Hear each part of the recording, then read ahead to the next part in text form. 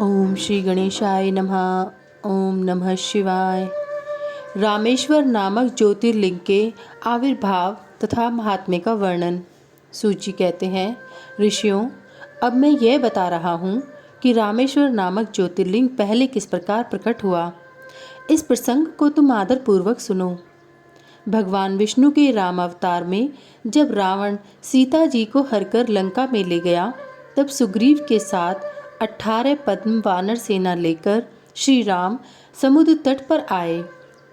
वहां वे विचार करने लगे कि कैसे हम समुद्र को पार करेंगे और किस प्रकार रावण को जीतेंगे। इतने में ही श्री राम को प्यास लगी। उन्होंने जल मांगा और वानर मीठा जल ले आए। श्री राम ने प्रसन्न होकर वह जल ले लिया।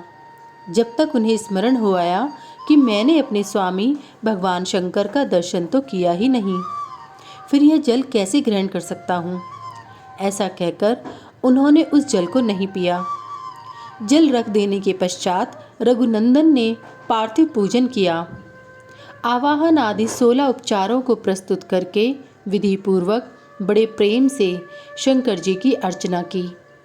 प्रणाम तथा दिव्य स्रोतों द्वारा यत्न पूर्वक शंकर जी को संतुष्ट करके श्री राम ने भक्ति भाव से उनसे प्रार्थना की। श्री राम बोले, उत्तम व्रत का पालन करने वाले मेरे स्वामी देव महेश्वर, आपको मेरी सहायता करनी चाहिए। आपके सहयोग के बिना मेरे कार्य की सिद्धि अत्यंत कठिन है। रावण भी आपका ही भक्त है। वह सबके लिए सर्वथा दुर्जय है, परंतु आपके दिए हुए वरदान से वह सदा दर्प में भरा रहता है। वह त्रिभुवन विजयी महावीर है। इधर मैं भी आपका दास हूँ, सर्वथा आपके अधीन रहने वाला हूँ। सदाशिव ये विचार कर आपको मेरे प्रति पक्षपात करना चाहिए। सूत जी कहते हैं, इस प्रकार प्रार्थना और बारंबार नमस्कार करके उन्होंने उच्च स्वर से जय शंकर, जय शिव इत्यादि का उद्घोष करते हुए शिव का स्तवन किया। फिर उनके मंत्र के जप और ध्यान में तत्पर हो गए। तत्पश्चात पुनः पूजन करके वे स्वामी के आगे नाचने लगे। उस समय उनका हृदय प्रेम से द्रवित हो रहा था। फिर उन्होंने शिव के संतोष के लिए गाल बजाकर अव्यक्त शब्द किया। उस समय भगवान शंकर उन पर बहुत प्रसन्न हुए और वे ज्योतिर्मय महेश्वर वामांगभूता पार्वती तथा पार्षद गणों के साथ शास्त्रोक्त निर्मल रूप धारण करके तत्काल वहां प्रकट हो गए। श्री राम की भक्ति से संतुष्ट चित्त होकर महेश्वर ने उनसे कहा, श्री राम, तुम्हारा कल्याण हो, वर मांगो। उस समय उनका रूप देखकर वहां उपस्थित हुए सब लोग पवित्र हो गए। शिव धर्म परायण श्री राम जी ने स्वयं उनका पूजन किया। फिर भांति भांति की स्तुति एवं प्रणाम करके उन्होंने भगवान शिव से लंका में रावण के साथ होने वाले युद्ध में अपने लिए विजय की प्रार्थना की। तब राम भक्ति से प्रसन्न हुए महेश्वर ने कहा, महाराज, तुम्हारी जय हो।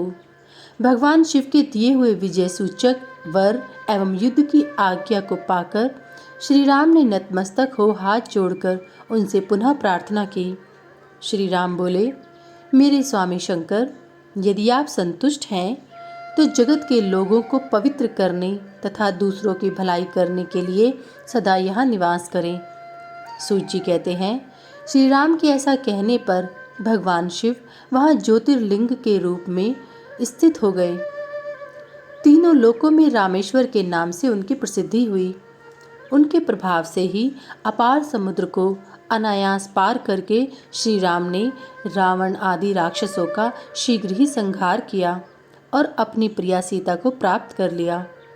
तब से इस भूतल पर रामेश्वर की अद्भुत महिमा का प्रसार हुआ। भगवान रामेश्वर सदा भोग और मोक्ष देने वाले तथा भक्तों की इच्छा को पूर्ण करने वाले हैं।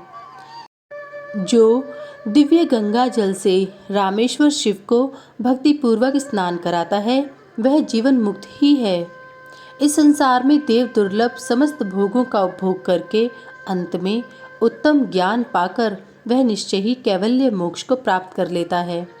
इस प्रकार मैंने तुम लोगों से भगवान शिव के रामेश्वर नामक दिव्य ज्योतिर्लिंग का वर्णन किया। जो अपनी महिमा सुनने वालों के समस्त पापों का अपहरण करने वाला है। अध्याय 31 समाप्त। सभी वेद और पुराण सुनने के लिए हमारे इस चैनल को सब्सक्राइब करें और सभी वीडियो को लाइक करें। अगर मुझसे पढ़ने में कोई त्रुटि हो गई हो तो कृपया मुझे क्षमा करें और कमेंट में हर हर महादेव लिखना ना भूलें। भगवान भोलेनाथ की कृपा आप सब पर सदैव बनी रहे। हर हर महादेव। जय भोलेनाथ।